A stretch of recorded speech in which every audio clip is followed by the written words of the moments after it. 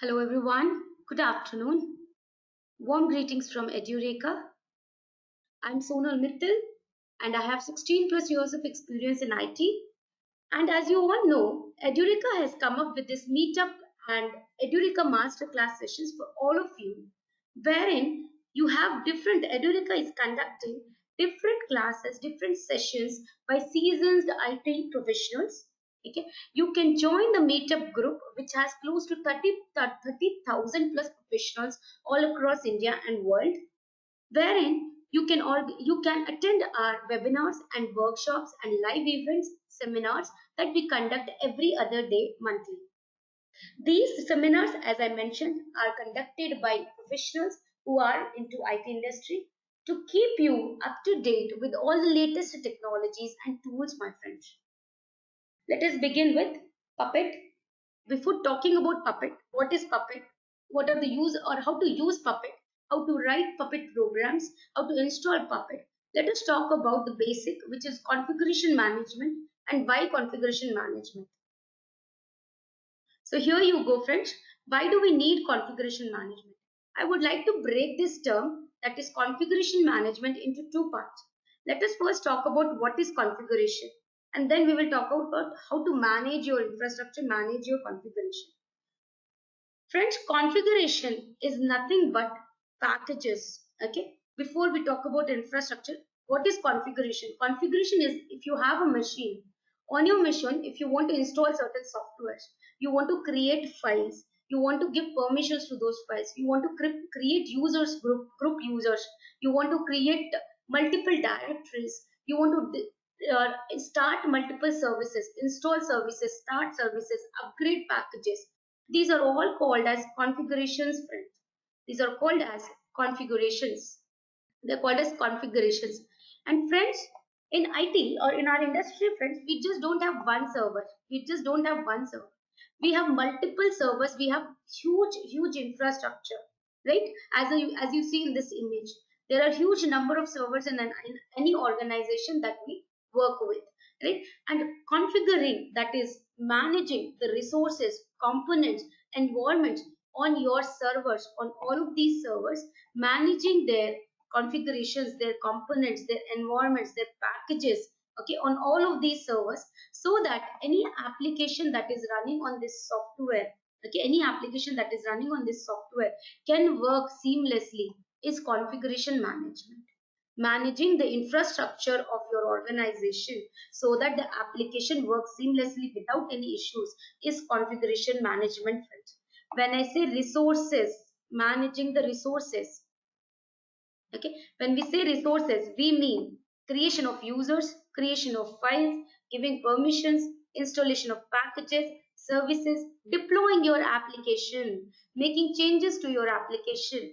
The mass deployment of your applications on entire servers, on all the servers in your organization, is configuration management. It is a hectic job if I have to do all of this manually. If I have to do all of this manually, okay, it is a really hectic job, friends. So what should we do? See here, an example is given to us. Okay, suppose there is an application. Now here we have a developer and we have two teams, right? In any project, friends, I'm sure everybody knows that we have two teams: development team and production team. Development team whose task is to create and implement new features. Production team, their task is to deploy the code into production servers. First issue that we always face is the code is working fine in the development environment, but when you give that code to your production team to deploy it on the servers, it is not working. The reason is environment dependency, French environment dependency. In development environment, let's say we have a server. On this server, we have an application that has been created by this developer, and there is Java 8. For this application to run, we need Java 8. We need Java 8. Okay. The developer will give only the application package, the jar file, to the production team. He will not inform them, or with the application, we don't provide the underlying dependencies to the production team. But let's say in the production server, we have Java 7. We have an outdated and older version of Java, friends. An older version of Java is there in production, Java 7. I will deploy this application on Java 7. Will it work? Will it work? No, it will not work. Production team always blames the development team that your code is not working. But it is not because the application is not working, it is because the dependency is not correct. Right? It is an older version, or maybe Java 10 is available, an upgraded version is available. Then also your application not work. These are some of the configuration management problems that we face in real time. In addition to this, another problem that you will face is deploying the same infrastructure, deploying the same application on not only one server but multiple servers. Okay, so let us say you have to deploy an application, one application which is an HTML code. I will show you let me show you. I have a diagram prepared for it. One second. Suppose in my current environment, friends, I have four servers, friends. I have four servers in my current environment. On one server, I want to deploy my HTML application. Another one PHP. On third Python and fourth Angular, friends. For deploying all of these servers, for deploying all of these applications on different servers, what are the steps? I have listed them there. First and foremost, I will install HTTPD server. Right? On all the servers, I will install HTTPD. Then I will start the HTTPD service. I will also install Git because my code is available in the source code management tool. Right? Git is the source code management tool where our code will be available. Right? I'll have my HTML code and I will deploy my application on this server and restart HTTPD service. Same thing I'm doing on server 2 also. If you see till here, all under all the servers, same step, friends, same steps. Installing HTTPD, starting the service, installing it. And then we will pick up the code. We will pick up the code like PHP code we will pick up to deploy that application on server 2. Python code we will pick up from Git to install it or deploy it on server 3. And Angular code we are going to take and deploy it on server 4. Right? Like this, if I have to do it for 100 servers, friends, if I have to repeat all of these steps for 100 servers in my infrastructure, isn't it time consuming? Performing all of these steps on a server is called as configuration, right? It is called as configuration. Managing all of these configurations on 100 servers or 200 servers in your organization is called as configuration management, friends. It is called as configuration management. I hope now it is clear. Now, friends, when I say configuration management, it does not mean just installing the packages, deploying the application, but a configuration management tool, what else it does? It also ensures the desired state of the resources is also maintained, friends. Okay, suppose I want Java 7, Java 8 in all my servers. Configuration management tool will ensure that the same state of Java 8 is available in all the servers. In case there is a change in the state of the resource, immediately configuration tool will bring back the state. The desired state will be always maintained. Plus, friends, one more thing. Can we always go into our production servers and make changes? No, right? We cannot immediately go and delete a file or make changes to the packages on the production server. We cannot. We need to have proper approvals. We need to be the valid user. We need to have the correct permissions to make changes on our servers. Right? So configuration management tool makes a note of which user can make changes on this servers. It keeps a record of. It keeps the record of entire system state. Okay, it keep records of which user is installing, which user has made changes on your server. It keeps a log of when what changes were done, where the changes were done, and these changes impacted what applications on the server. It will keep track of all of this, friends. Okay, now another thing, friends, I was showing you a diagram in which we had multiple steps to be performed on each server, right, for deploying our application. Now, there were some steps which were common across all those four servers or 100 servers. There are steps which were common. Whenever we have repeatability, friends, whenever we have to repeat something, whenever we have redundancy, what do we do? Why not write code for it? Right? Whenever you want to repeat those steps, just to run your code, same step will be executed on 100 servers. That is called as infrastructure as code, friends. Developers write code to create an application. Testers write code to manage the test designs. Now, operations or infra team will write code to manage their infrastructure. Provisioning of your dev environment, test environment, your production environment with the help of a code. As I was showing in the example, if I write a code to install HTTPD, start HTTPD, Okay, and deploy your application, install Git, get the Git repository. If I write a code for it and have that maintain that code in my version control tool, run the code whenever I have to make changes to the environment. It will be very easy. I have to make changes to 100 servers or 200 servers, any number of servers. I just need to run the code. Where will we write this code? We will write the code in a configuration management tool, friends. Right? Where will we write the code? Using the configuration management tool, we will write the code and use the code to provide configurations on multiple servers, friends. So here, now friends, how is the approach for configuration? How configuration, whenever you write a code, okay, we have written a code. Our code is to go and install HTTPD, start HTTPD, install Git. These are the three steps in my code. Okay, when I write the code on a configuration management tool, how are they applied to all the servers? Here is a slide that I can present it to you. In any organization, friends, in any organization, you will have multiple servers, as we have already spoken about it. That is our infrastructure. So let's say I have 10 web servers in my infrastructure. I have 10 app servers and some 8 DB servers are there. Okay, we will always have one common machine, friends, which is called as the master controller machine. It is generally a Linux machine.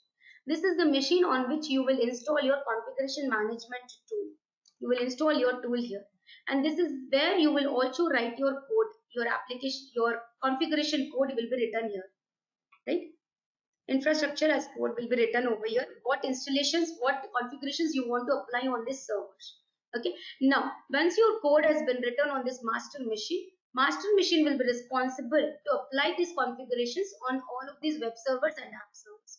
Servers will be connected to your master machine, friends, through SSH or SSL, depending upon the configuration tool that you are using. If you are using Ansible, the communication between the master machine and all your servers on the infrastructure will be through secured shell. If you're using Puppet, friends, the communication between your master machine and your web server will be through SSL certificates, friend. Okay, and there are two ways to apply the configuration. One is push, another one is pull, friends. Let me explain you both. Either you will have SSH or you will have SSL, and with SSL, that is with Puppet, you get pull, and with Ansible you will get push. What is push pull approach? Let us see first. In pull approach, when if you are using Puppet as a tool, once you have written your code onto the master machine, the code will be as is. Let's say you have written the code at let us say I have written the code at 7 a.m. I've written a code at 7 a.m. to install Git, let's say, to install Git, or let's say to install Docker, any package, okay, on all of my web servers. On all of these set of servers, I've written a code at 7 a.m. okay, to install it on all of these web servers, right? When we are talking about pull, when we are talking about pull mechanism, friends, okay, there will be a time set. There will be a time set on the servers, that is every 30 minutes. Every 30 minutes, the servers are going to pull the configurations from the master machine. So that is at 7:30, all of these web servers are going to pull the configurations from the master machine, pull this code from the master machine and apply the configurations. Git will be installed here, here, here, but when at 7:30. Let's say at again at 7. Meanwhile, around 7:45. Okay, you again write some configuration changes. That is, you want to create a file, create a file, create a file. Okay, so the next pull the servers will do, that is the slave machines, the slave servers will do at 8 a.m. 8 a.m. Okay, so between 7:30 to 8 a.m., if you have written any code, that will remain as is on the master machine. The next pull, the schedule that we have set is 30 minutes. Let's say it could be 15 minutes, 5 minutes, 30 minutes, one day, depending upon your configuration changes. Okay, the next pull is happening in our case is at 8 a.m. 8 a.m. again, the slave machines, the servers that we have, will pull the configurations from the master machine. They will request master machine saying that what are the configurations that I have to apply. Plus, at the same time, so the new configurations will be given. Plus, also the existing configurations will also be given. So here, the configuration tool will check the existing configuration, that is Git is available or not, ensuring the desired state. Secondly, the new changes will be applied. This is pull mechanism, friends. But pull is little bit, with Puppet we work with pull. But nowadays we have Ansible and other tools wherein we have push mechanism, friends. What happens in push, friends? In push, at whatever time you have written your code, let's say I wrote my code at 7 a.m., right? Immediately the changes will be pushed. Immediately the changes will be pushed and configurations will be applied to all your servers. You will provide your server details where the configurations have to be applied in your code, friends. In the code, we will provide the details of servers on which this configuration has to be applied. Okay, and push means immediately at the same time the configurations will be applied on the server as they are written. Master machine will be responsible to apply the changes to the web servers. In case of pull, the slaves will pull the changes from the master machine. Same thing here, friends. Push mechanism, central server will be there. Your nodes are your slaves of your server. Your infrastructure is called as a node here. Centralized server is pushing the configurations on the node. Okay. Whereas in pull, nodes will pull the configurations at period, at regular intervals, friends. Nodes will pull the configurations from the central master machine, friends. Okay. Configurations will be applied once the slave machine pulls the changes. Okay. Central machine will not push the changes to the node in case of pull. So Puppet here that we are going to see today uses the pull mechanism, friends, pull configurations. So different continuous configuration tools are Puppet, Ansible, Shelf, and SaltStack. Whereas SaltStack is a paid tool. Puppet, Ansible, Shelf are freeware tools. Puppet, Ansible are freeware tools. You can download them and use them, friends. Puppet uses pull configuration. Ansible uses push. See here, SaltStack also uses push, whereas Chef uses pull. Now, what is Puppet? Let us exclusively talk about Puppet now, friends. Puppet is a configuration management tool that will actually mass deploy your application, that will install packages, that will create files, that will manage your servers, that will manage the configurations on your server, friends. Okay, and Puppet works on a master and slave architecture, friends. In Puppet, on the master machine, so we have two things, friends, in Puppet: Puppet master and Puppet agent, friends. One machine, one Linux machine you will take, you will install a package called as Puppet Master on it, making it as a master machine, friends.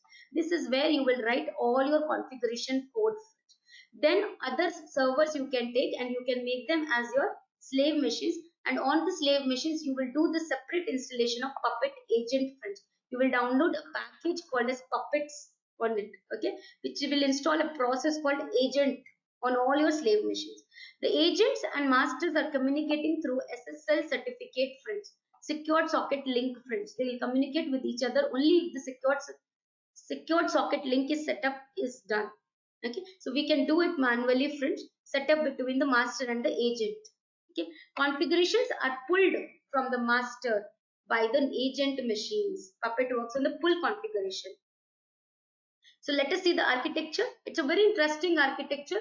Please listen to it carefully. Puppet master and slave architecture. Okay, what happens in Puppet, friends? Here you go, friends. First, you will have two machines. One machine on which I have installed Puppet master package, making it as my master machine. Then you will take one more machine which will be called as your slave machine. On this machine, you are going to install. On this machine, you are going to install your package called as Puppet agent package, friends. Making this as my slave machine. So this is my slave machine, and this we know is our master machine. Once the slave machine is set up, friends, they both will communicate with each other. You will first step that you have to do is SSL certificate you have to set up, friends, between them. SSL communication between the two machines should be done. Okay, so that all data can be transported between the master and the slave machine. As the SSL certificate setup is complete, node machine, the slave machine, will send facts to the Puppet master. What are facts? Puppet. So on the Puppet agent machine, there is an agent process which is running, right? It will calculate, it will collect all the node facts. Facts as in what is the OS family of the node, what is the CPU of the node, what is the IP address of the node, what is the host name of the node, memory information, BIOS information, network, MAC, mount points, complete information about the node. It will calculate, it will collect, not calculate, collect, and prepare as a file and send it to the master machine. On the Puppet master, these facts will be stored, friends. Why do we need these facts? Using these facts only, Puppet Master will create a catalog, friends, will compile a catalog. What is the catalog? Catalog is a file compiled by master machine using the facts sent by the node. That is, let's say the node is a Red Hat Linux node. On this Red Hat Linux node, I can install HTTPD. If the node is Ubuntu, let's say the fact says the node is Ubuntu, I cannot install HTTPD. I will install Apache on it. The package name changes. So based on the facts, we will do the configuration, right? Master needs to know what kind of slave it is. Then I will apply the configurations on it, right? Okay, so based on the facts, Puppet Master will write in the Puppet Master. We will write code. It is called as a Puppet program, or we call them as manifest files in Puppet. Manifest files in Puppet, we call them, friends. These manifest files plus the facts, plus your facts. I will show you both. Okay, your manifest files plus your facts together form a catalog, friends. Puppet uses a facts to compile a catalog that specified what should be configured on your node. Where will you define what should be configured in your code? That is called as Puppet program, or you can call the manifest file. And based on the facts, what type of node it is, which network is it running, I will define the configurations. This catalog will be on the master machine, friends. This catalog will be on the master machine, and node is going to pull this catalog, friends. Node will pull the catalog at desired interval, 30 minutes, 15 minutes, every 5 minutes it will keep pulling the catalog. Even if there are no changes in the catalog, the slave machine will pull the catalog, and the agent process or node will apply those changes to ensure the desired state of the configurations are met. The disadvantage here is, friends, let us say your configurations in your infrastructure are not changing often. Maybe once in 15 days you are making changes to your application. Configurations are not being changed very often. But in the node, you have set up that every 30 minutes, pull my catalog and apply the configuration. But changes are happening only in 15 days. For unnecessary, for every 30 minutes, node is using its resources to pull the catalog, apply the catalog. Right? Because if on your node there are continuous changes happening, configurations desired state have to be maintained, then yes, set the interval for a frequent interval to pull the catalog. Otherwise, you can set the interval to be 15 days, every 1 day, every once a week, pull the catalogs and check that, ensure that the desired state is met. Okay, all right. So this is the architecture. Plus, after that, friends, once the catalog is pulled and changes are applied on the node will send a report back to the master saying that my configuration is complete. You can check the changes on the Puppet dashboard, friends. You can check the changes on the Puppet dashboard. This is the Puppet master and slave architecture, friends. Okay, so same thing here. Puppet slave, Puppet master here. First, you will send a request for setup of the certificate. Then it will send back to the master. Master is going to sign that certificate, send it back to the slave. Communication will start. After that, communication will only start. Request for certificate. Master will send the certificate to the slave. Slave will and master will also request for the slave certificate. Slave will send its certificate. Once the certificate is signed by the master, Puppet slave can send the facts to the master, and master can send the catalog to the slave. That's how the communication happens. Okay, let us do the architecture setup, and then we will see how to deploy our applications here. Okay, let us see. We'll write a Puppet code also. Let me just first set up Puppet for you guys. Meanwhile, I'll connect to two machines, friends, two Linux machines. One machine I'm going to make it as Puppet master. Another machine I'm going to make it as Puppet agent. Let me just quickly connect to two machines. So I've created two AWS instances, friends. I've created two AWS instances. One is going to be my master, Puppet master. Another one is going to be my Puppet agent. Let me just change the color of this so that it becomes my Puppet. You know that it is my Puppet agent. Okay.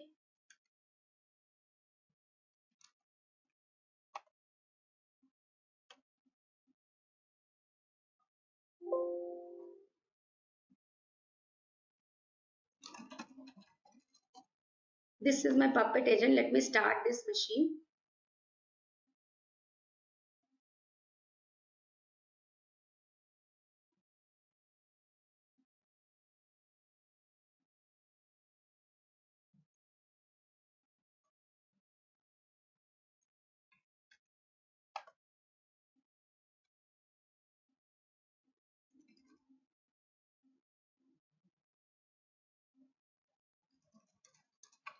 I'm just showing you how to do the setup for Puppet Master and Puppet Agent. Quickly, I'll show you.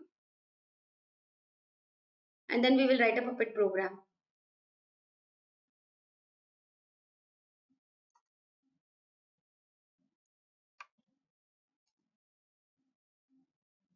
So on Puppet Master, friends, on the main master machine, you will install a package called as Puppet Server, friends. Puppet Server.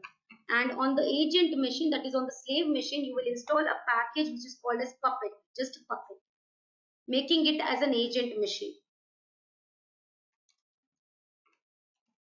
Okay. So first we will take up the master machine. On this master machine, we will first go to Vim etc host, and in this machine I'm going to add the private IP of both my machines.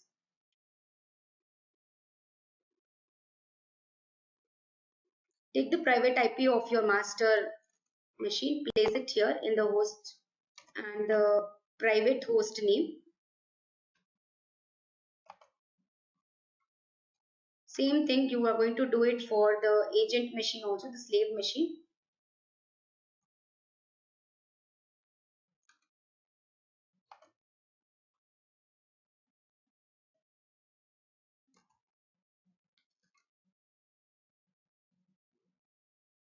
Okay, we will copy this because we have to do the same changes on the slave machine also.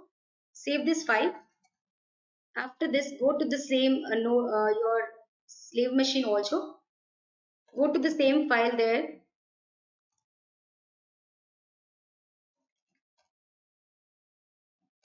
Insert the same details there also.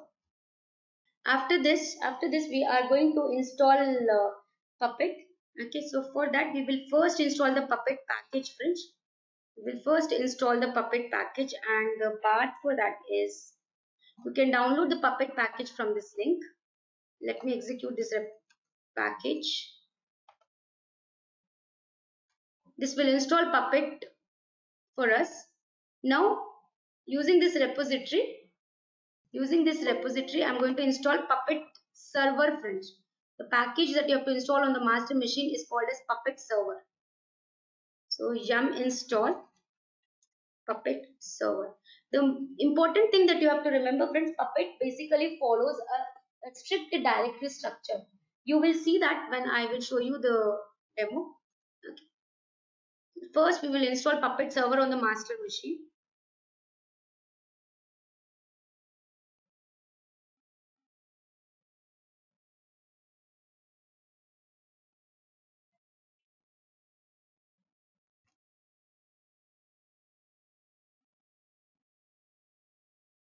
Once you are done with it, we have to just go and update the Puppet config file.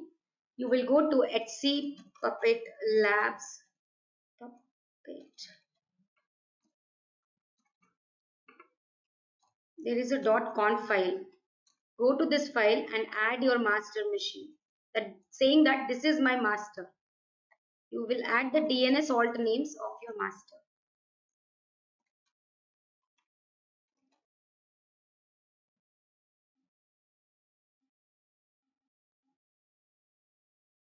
So take the private host name of your master, private host name of your master, and add it here. This is the location where Puppet log will be available. And if I show you log dir, this is the location where all your Puppet facts, the agent will send you facts, right? That will be all stored at this location. Okay.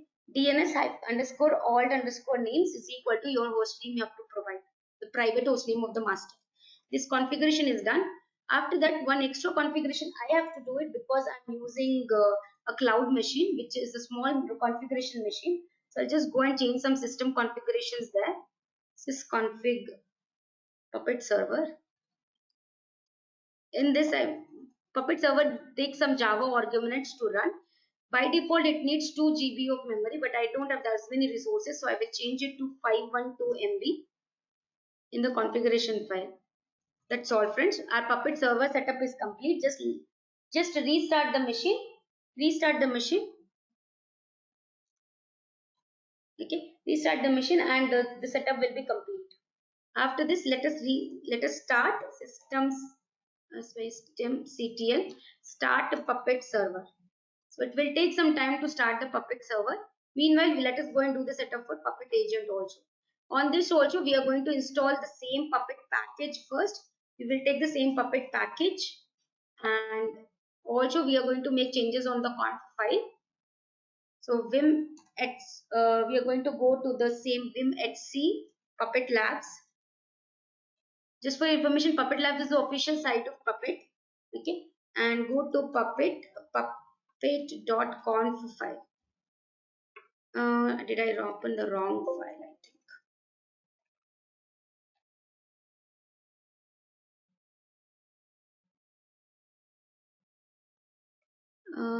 Vim I. Okay, sorry, we didn't install the package, right? So let us install the package. Yum install. Before installing the package, I was just going to this configuration file. Here we will just install a package called as yum install puppet friends. That's all. We will just install Puppet, which will automatically start a process called as Puppet agent on this slave machine.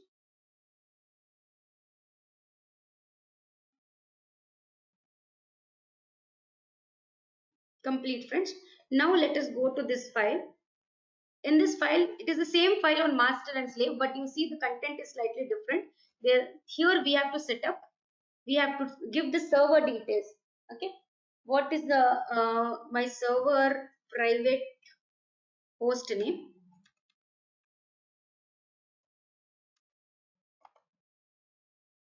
Okay, done. After this, just restart your server.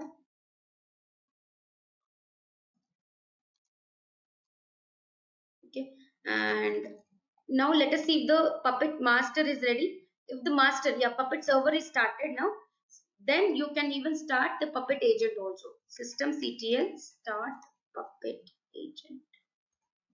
Done. Now friends, the setup is complete. Or Puppet master is ready, Puppet agent is ready. Can they communicate with each other? Let us see. Let us try to pull the configurations from the master. So for that, if you want to manually pull, by default, the time is set for a slave to pull from the master is 30 minutes. You can also manually pull the configurations using this command, puppet agent test.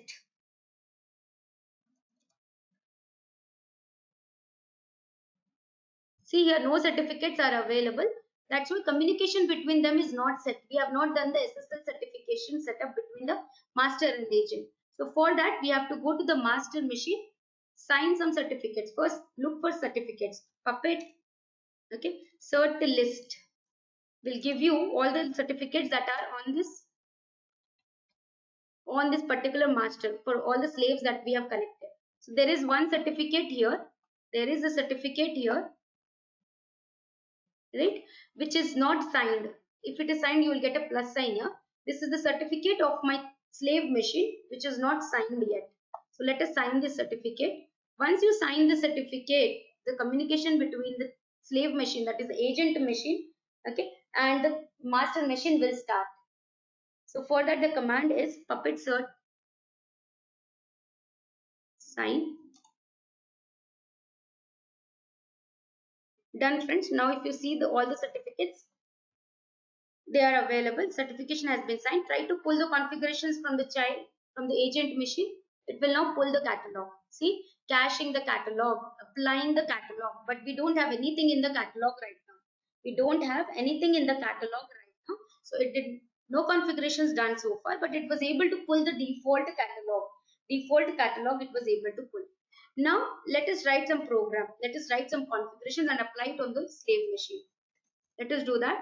For writing the configurations on the master machine, we will use manifest files, friends. Manifest files are Puppet programs wherein you will write the configurations to install packages, start services, deploy your applications. These manifest files, along with the facts, are pulled by the slave machines to apply configurations on themselves, friends. Okay, so where do we write these manifest files?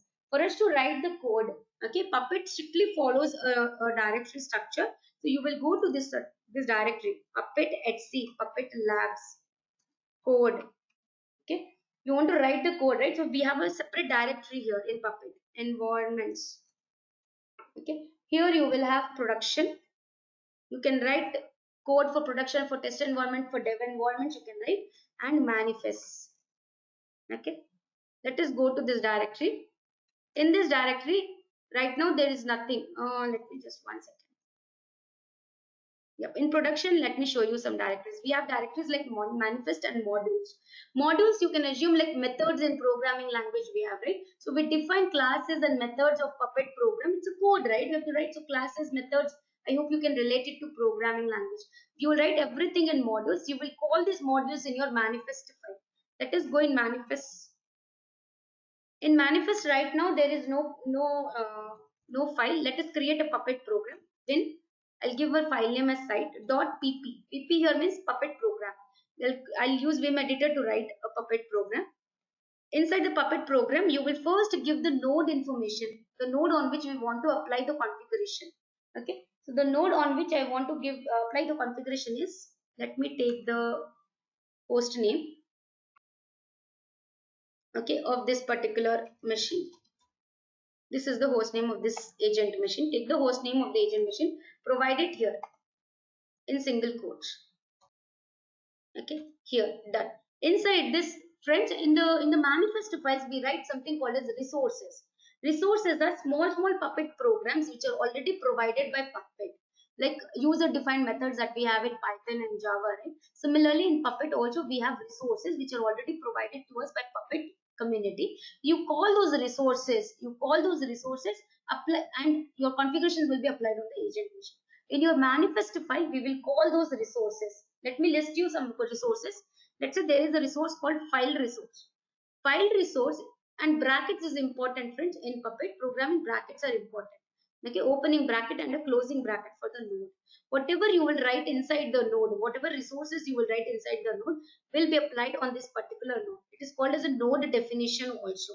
Okay, now let's talk about the file resource. File resource in Puppet is used to create directories, create files on your agent machine. Okay, the name of the resource is file. After that, you will open in a bracket. This name is already defined in Puppet. I am not writing it. File is the name. Now I will write my custom path where I want to create a file. Let's say in the root directory I want to create info.txt. Okay, I want to create a file info.txt in the root directory of my agent. Okay, then you will always give a semicolon. After that, we will give some parameters. When should the file be present or should the file be deleted? So you will use a parameter called ensure, separated by fat commas. Okay, you will use the parameter, separate them by fat commas, and you will say ensure what is the data present. Ensure it is present. Okay, and let's say you want to add some content also into the file. Content. Okay, I'll say file from Puppet Master. Done. Okay, file from Puppet Master, done. End it with the semicolon. After every parameter, we will give a semicolon and close the brackets. You're closing the brackets for the file resource. Isn't it like a small method, like a small module in Python program or Java programming we have, right? In the bracket, you will provide the name of the resource. Okay, what you want to create a file or you want to delete a file, you will provide it with a parameter and content. You want to give some permissions. You can write your resource details based on the parameters that we have. You can go to Puppet Lab, so you can find all the resources related to Puppet. Okay, so this is a small resource that I have written which will be applied onto this node, a small configuration which has to be applied on this node. Let me save this and see if this configuration can be applied to my agent or not. Currently in my agent, let me see in the root directory, do I have info.txt? No, there are no files here. Okay, sorry, I'm not in the root directory. Here, do I have info.txt? Not there, friends, not there. Okay, and I told you Puppet agent works on full configuration. I have the configurations here. Okay, but agent has to pull these configurations. Agent has to pull the catalog for us. Okay, so for pulling the catalog, we will execute the same command, Puppet agent test. Puppet agent test command we will execute. Okay, to pull the catalog, it will pull the catalog, and these configurations, whatever configurations we have mentioned in site.pp will be applied. See here, friends, I pulled the catalog, applying the configurations. What configurations have been applied on this node? A file with the name info.txt is created, and this is the content of the file. Let us see. You are in the root directory. See here, info.txt has been created, applied. See the contents of info.txt. They are available. File from Puppet Master. Right? Let us go and write one more configuration. Here I will write one more configuration, friends. Let us install some package. Let's say we will install a HTTPD package. Okay. So the resource name in Puppet is package resource only to install any number of packages. Okay. So I'll write HTTPD here. End it with a semicolon. Ensure it is present. Okay, and that's all. We don't need to give any more information. We just want the HTTPD package to be available. Another thing, I want to start also HTTPD. So I will say service. It's a service, right? We need to start the HTTPD service. Done. Ensure service is running. Okay, service is running. So when we save this file, automatically agent will pull these configurations, install HTTPD, start HTTPD for us on the agent machine, and enable is true. Okay, so what you have to learn from after today's session, if you are interested in learning configuration management tool and that to Puppet, you need to learn these resources first. You need to learn these resources. What are the different resources? What parameters goes inside these resources? How to create this node definition file? How to create node definition file for multiple agents? Okay, all right, let us save this. You can also validate this file using Puppet parser validate site.pp to see any validation issues are there or no validation issues. Let us pull the catalog. So you will use Puppet agent test.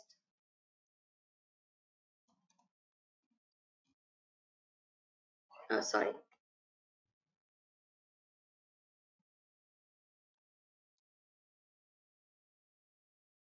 So it is going, see here, there is an error, evaluation error, server,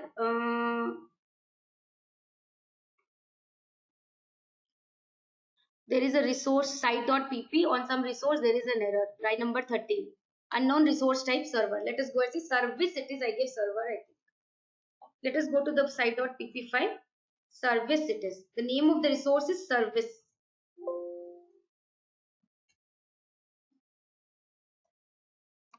Service.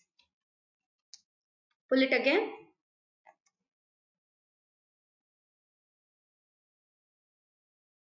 See here, both the configurations have been applied. HTTPD has been installed and it is in the running state. Earlier it was in stop state. It has been changed to running state. Systemctl, you can check it. Status HTTPD service. Active and running. So this is how you can apply your configurations not on just one machine, multiple machines at a time. If I make in the site.pp file only, if I create this node definition file and I add all the node details on which these three configurations have to be applied, just by writing this one file, okay, all the servers, I will automate this process of pulling the catalog. I will not manually pull the catalog. In real time, we automate this process. We set the run interval to, let's say, every 30 minutes, 5 minutes, and automatically all the servers will pull this catalog. We just have to ensure we prepare this site.pp is available. Okay, right? So I'll stop here, friends. I will start the demo here. Let us continue in those slides if we have any. Now, Puppet here, friends, if what I have shown you, I've shown you how to create a manifest file. I've spoken about resources. We also have classes and modules in Puppet, friends. Classes are nothing but which consist of set of resources. Okay, so instead of writing individual resources as we wrote here, we wrote single resource, right? Single resources like this. We can create a class. In that class, we can write all these resources. In the node definition file, just to call your class. Just to call your class. Okay. This way you can have multiple you can have multiple nodes and you can just call the class in it. All the resources will be applied. Where do you specify the auto name? On the agent machine. On the agent machine, you will go to the configuration file. In the agent machine, we will go to the configuration file and we will set the run interval in seconds. You will set the run interval in seconds. You will go to the configuration file puppet labs slash puppet.conf. There you will add one value called run interval and time that you want to change. So modules is where you will write your classes. In classes, you will have your resources. In the manifest file, you will call your classes. Code basics we have seen, I've already shown you. Resource, you will write your resources in the classes. Then you will have multiple manifest file. You will call your classes in the manifest files. Modules is where all your classes can be written also. Okay, see these different resources I have just shown you. Right, I have taken different resources like file resource. This is the name of the file that we gave. Ensure it is present at this location. Right, you will give the resource type, resource name, its attribute. It's similar to that of class. Then in classes, how you write class name followed by resources. Here, class, name of the class followed by the resources in it. Okay, what is a module? If I have to tell you, module is basically set of folders, friends.